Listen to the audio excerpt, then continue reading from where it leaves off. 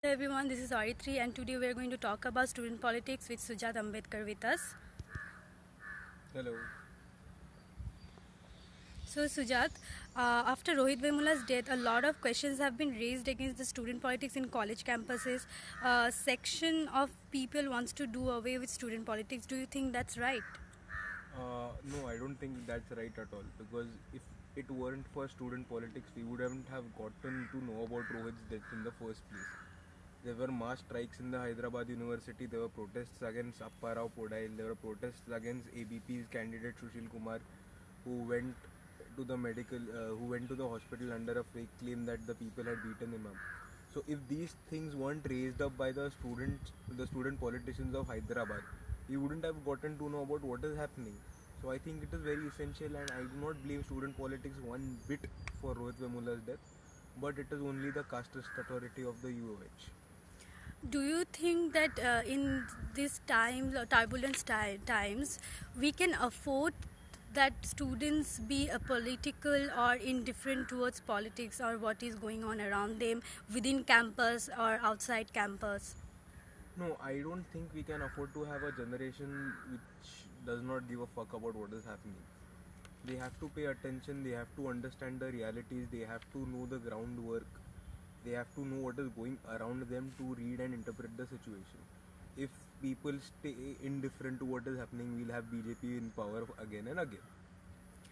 A lot of people also say that student politics is detrimental to studies and educational environment, and in many universities students are just being involved in politics, and that is like wasting of taxpayers' money. So what is your take on that? See, this is a long answer.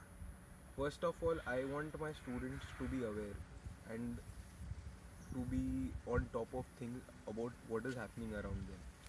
See, for instance, take two examples. We have one guy called Sundar Pichai who just got out of an IIT. We have one guy called Kanhaiya Kumar. Now, people are saying that you shouldn't be like Kanhaiya Kumar, you shouldn't eat the taxpayers' money, you shouldn't be studying for so long. But we like Sundar Pichai. But guess what? Sundar Pichai took the same state funds, he took the same state head. He went abroad, got a brilliant job in a big multinational. And how much is that revenue coming back to us? Ghanta.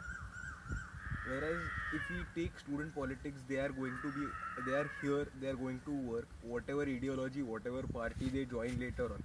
Their work is going to be their aim is going to be to work for India and for its people. So I don't mind my things. On top of that, see, places like the IITs, JNUs, the central universities that we have produce the best students across the country. And if they are indifferent, we will lose our best brains to some other country, which is basically brain drain. And if your brightest students do not enter politics, unfortunately Smriti Irani is the only thing we are going to be left with.